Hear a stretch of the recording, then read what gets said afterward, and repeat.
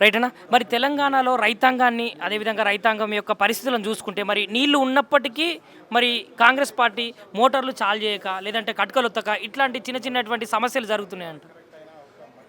అవునండి, దేవాదుల ప్రాజెక్టుకు సంబంధించింది 10 పంపులు 71 లెవెల్లో 10 పంపులు నడుస్తాయి. ఈ రోజు నాడు 89 లెవెల్ మెయింటైన్ అవుతుంది. 75 లెవెల్ దాదాపు 20 రోజుల నుంచి 75 లెవెల్ మెయింటైన్ అవుతుంది. అయినా కానీ ఈ ప్రభుత్వానికి స్విచ్లు ఆన్ చేసే పరిస్థితి లేదు. చిన్న చిన్న రిపేర్లు చేసుకునే తెలివి ఈ ప్రభుత్వానికి లేదని చెప్పి మీ ద్వారా తెలియజేస్తున్నాం. అదేవిధంగా మరి ఉమ్మడి వరంగల్ జిల్లాలో ఉన్నటువంటి మంత్రులు ఏం చేస్తున్నారు అంటే వ్యవసాయ రంగంలో రైతులు ఇంతగానం ఇబ్బందులు పడుతుంటే ఇప్పటికీ నాట్లు అయితే వేసేసిర్రు, నాట్లు పూర్తిగా అయిపోయినాయి, నార్లు పెరిగినాయి, మరి వాళ్ళకు నీళ్ళు అందక ఒకవేళ గోస ఏర్పడితే ఈరోజు కాంగ్రెస్ మంత్రులు ఇచ్చిన మాటని నమ్మి 38 టీఎంసీల నీరు గోదావరి నుంచి దేవాదుల ద్వారా మేము నీరు ఎత్తుతామని చెప్పి ఇచ్చిన మాటను నమ్మి రైతులందరూ నారు పోసుకున్నారు. 38 టీఎంసీలతోటి దాదాపు 4 లక్షల ఎకరాల సాగు ఉమ్మడి వరంగల్ జిల్లాలో సాగు అయ్యేది.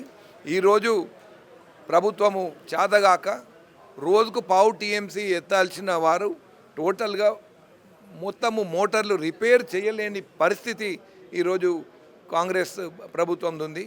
10 మోటార్లు నడిచే సామర్థ్యము లెవెల్స్ ఈరోజు మనకి ఇక్కడ ఉన్నాయి, మా దేవాదులలో ఉన్నాయి.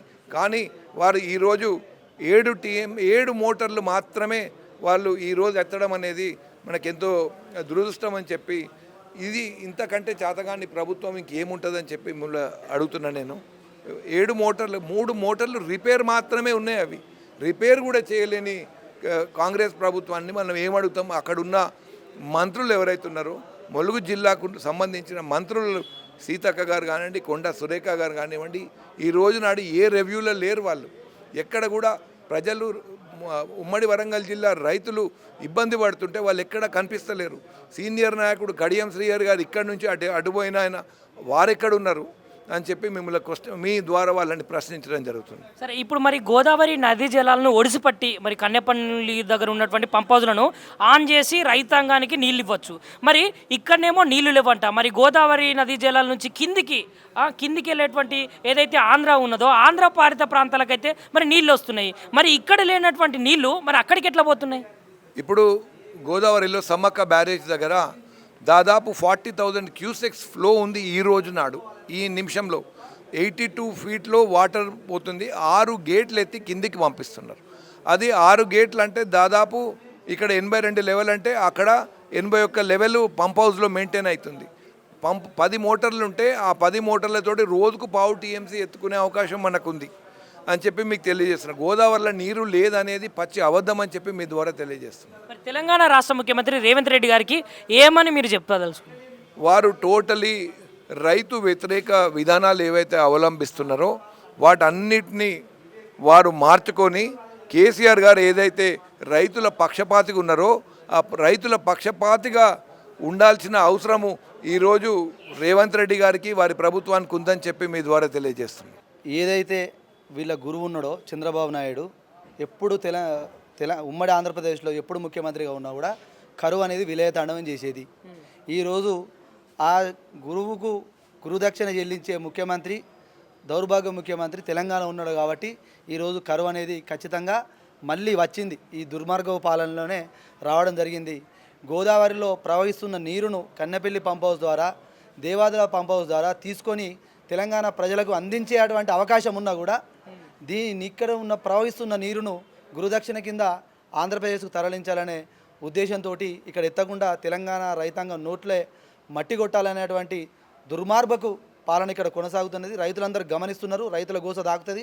ఖచ్చితంగా రాబోయే రోజుల్లో ఖచ్చితంగా బీఆర్ఎస్ పార్టీ పక్షాన రైతుల పక్షాన నిలబడి ఖచ్చితంగా బుద్ధి చెప్తాం. అంటే ఇప్పుడు ఉమ్మడి వరంగల్ జిల్లాకు సంబంధించింది ఆ రైతులకు అసలుకే నీళ్లు లేవంట. మరి అక్కడ ఉన్నటువంటి దేవాదుల ప్రాజెక్ట్ ఏదైతే ఉన్నదో ఆ ప్రాజెక్టు నుంచి నీళ్లు వడిసిపట్టి మరి జనాలకు ఇవ్వచ్చు కదా. అక్కడ ఉన్నటువంటి మంత్రులు ఏం చేస్తున్నారు? మరి 2 మంత్రులు ఉన్నారు కదా, ఇటు సీతక్క గారు కానీ లేదంటే కొండా సురేఖ గారు కానీ, మరి వాళ్ళ విషయానికి వస్తే నీళ్లు లేవని అంటున్న మంత్రులు మొన్న మరి గడ్డి బీకనీకి సమ్మక్క సారమ్మలమ్మ బ్యారేజ్ గారికి వచ్చిల్లా నీళ్ళు ఎత్తుతాం, మోటార్ లాంచ్ చేస్తామని ఎందుకు చెప్పిళ్ళు?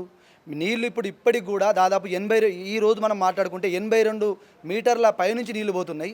మనం 70 మీటర్ల నుంచి 71 మీటర్ల నుండి కూడా మనం నీళ్లను పంపింగ్ చేసి సమ్మక్క బ్యారేజ్ ద్వారా దేవాదుల పైప్ లైన్ ద్వారా రామప్పకు కానీ ఉన్నటువంటి రైతాంగానికి కూడా నీళ్ళు అందించే అవకాశం ఉన్నా కూడా ఈరోజు ఒక మంత్రి గారేమో అమెరికా పర్యటనలు ఉంటారు, ఇంకో మంత్రి ఏమో బోనాలు అని చెప్పి తిరుగుతుంటారు. రైతులను గాలికి వదిలేసి వీళ్ళు ఉన్న కార్యక్రమాలను వాళ్ళు పబ్లిసిటీ కోసం చేసుకోవడం తప్ప రైతుల గురించి పట్టించుకునేది లేదు. ఖచ్చితంగా జిల్లా మంత్రులుగా ఉన్నటువంటి సునీతక్క గారు, సురేఖ గారు దయచేసి ఇప్పటికైనా కూడా రైతుల పక్షాన ఆలోచన చేయండి. మీ పబ్లిసిటీ స్టంట్లు బంద్ చేసి రైతులు వరి నారులు వేసుకొని ఈరోజు ఎదురు చూస్తున్నారు. నీళ్ళు ఇస్తామని చెప్తేనే కదా వాళ్ళు ఈరోజు వరి నారులు వేసుకునేది. ఖచ్చితంగా మీ 13 టీఎంసీలు నీళ్ళు తెచ్చి మీ అందరికి ఇస్తామంటేనే వాళ్ళు వరి నారులు వేసుకుంటే వాళ్ళ రక్తం జల్లాలని ఈ పిచ్చి ముఖ్యమంత్రి మాట్లాడతారు. వీళ్ళేమో విందులు విలాసాలు ప్రోగ్రాంలని వీళ్ళు తిరుగుతారు. వీళ్ళకి ఖచ్చితంగా రైతాంగం పట్ల చిత్తశుద్ధి లేదు. కేవలం కేసీఆర్ గారికి బీఆర్ఎస్ పార్టీకి ఏమన్నా మంచి జరుగుతుంది నీళ్ళు ఇస్తే అనేటువంటి ఆ దురుద్దేశంతో ఉన్నారు కాబట్టి వీళ్ళకి ఖచ్చితంగా మేము బుద్ధి చెప్తాం. ఈరోజు తెలంగాణ రాష్ట్రం యొక్క రాష్ట్ర రైతాంగ పరిస్థితి చూసుకుంటే ఏమని మాట్లాడతారు అంటే నీళ్లు లేకనే తెలంగాణలో ఉన్నటువంటి ప్రతి జిల్లాకు నీళ్ళు ఇవ్వడం లేదు అని తెలంగాణ రాష్ట్ర ముఖ్యమంత్రి రేవంత్ రెడ్డి గారు వ్యాఖ్యానించిన వేళ మీరేమని మాట్లాడతారు? కొంచెం చరిత్ర కానీ తిరిగేస్తే తెలంగాణ రాష్ట్రం సిద్ధించుకోవడానికి నీళ్లు, నిధులు, నియామకాలు. ఎందుకంటే ఈ తెలంగాణలో ఉన్న వాళ్ళకి ఉద్యోగాలు కానీ లేకపోతే నిధులు కానీ నీరు కానీ ఈ నీళ్లు, నిధులు, నియామకాల మీద బేస్ చేసుకుని తెలంగాణ ఉద్యమం సాగింది. సాగిన తర్వాత కేసీఆర్ గారు ఒక యోధుళ్లాగా పోరాటం చేసి చావు నోట్ల తలకాయ పెట్టి తెలంగాణ రాష్ట్రాన్ని సిద్ధించుకున్నారు.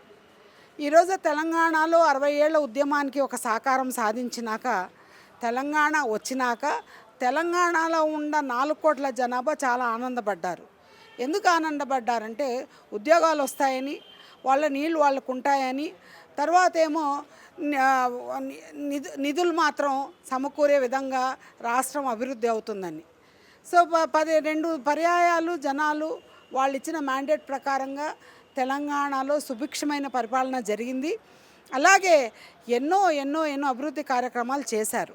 ఈ కార్యక్రమాలలో ఈరోజు జనాలందరూ ఆనందంగా ఉండి ఎన్నో ఫ్లైఓవర్స్ వేసి, రైతు బీమా ఇచ్చి, రైతు భరోసా ఇచ్చి, వాళ్ళ కేసీఆర్ కిట్లు ఇచ్చి, కళ్యాణ లక్ష్మీలు ఇచ్చి ఇన్ని పథకాలు రూపొందించినా ఇంకా చేయాలనే తపనతో కేసీఆర్ గారు ఉన్నారు. కేసీఆర్ గారు అనౌన్స్ చేశారు ఏమనంటే, రాష్ట్రంలో జరుగుతున్న అన్యాయమైన పోరాటం కాంగ్రెస్ వాళ్ళు వేరే పథకాలు వేశారు, వాళ్ళు కుట్రలు చేస్తున్నారు కాబట్టి మీరు నమ్మకండి, మీరు నమ్మితే మాత్రం గోసపోతారని చెప్పేసి మాత్రం చెప్పారు. ఇప్పుడు ప్రజెంట్ ఉన్న సిచ్యువేషన్ చూస్తుంటే ముఖ్యమంత్రి సీఎం రేవంత్ రెడ్డి గారు వచ్చినాక 31 నెలలు పూర్తి అయిపోయినా కూడా కానీ ప్రతి ఒక్కరూ పల్లెటూరులో కానీ ఈరోజు ఎక్కడ చూసినా కూడా ఒక్కరూ ఆనందంగా లేకుండా ఎంతో బాధతో ఈ తెలంగాణ కోసం ఇన్ని రోజులు ఎదురు చూసామా, ఇంత పోరాడామా అని.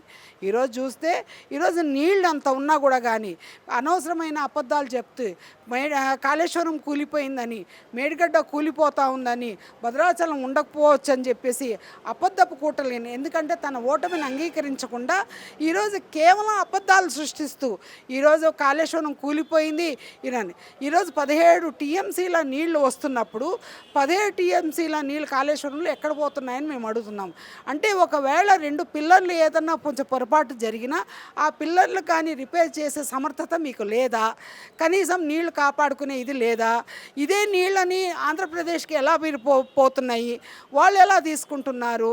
ఇదంతా కుట్ర కాదా?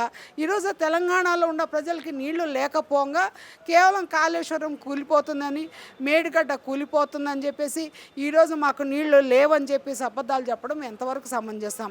ఎందుకంటే రేవంత్ రెడ్డి గారికి ఉన్న పరిపక్వత లేని మాటలతో, అనుభవ రాహిత్యం లేని మాటలతో ఈరోజు తెలంగాణ ప్రజలంతా దిగ్భ్రాంతి చెందుతున్నారు.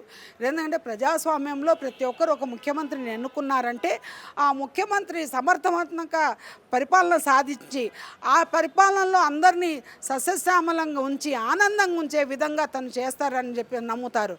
కానీ ఈరోజు ఆ పరిస్థితి లేదు.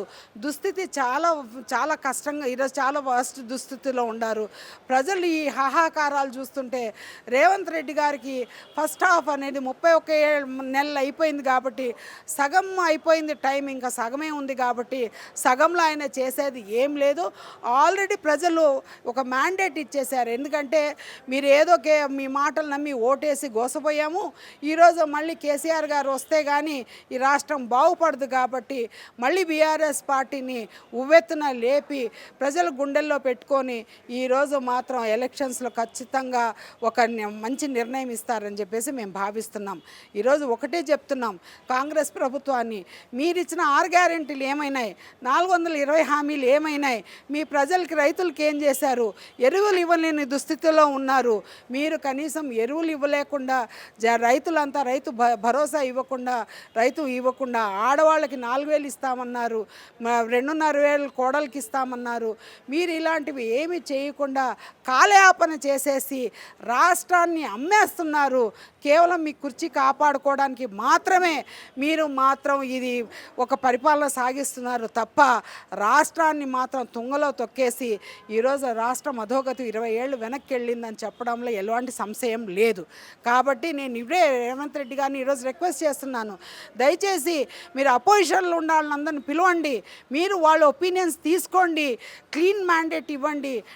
ప్రజాస్వామ్యంలో చర్చించుకుంటే సాల్వ్ అయ్యే విషయాలు చాలా ఉన్నాయి కాబట్టి మీరు వాళ్ళని పిలిచి మాట్లాడి ఆల్ పార్టీస్ మీటింగ్ పెట్టి ఈ నీళ్లు వృధా పోతున్న నీళ్లను కాపాడి తెలంగాణ ప్రజలకి ఇచ్చి రైతులు కాపాడాల్సిందిగా నేను కోరుకుంటున్నాను.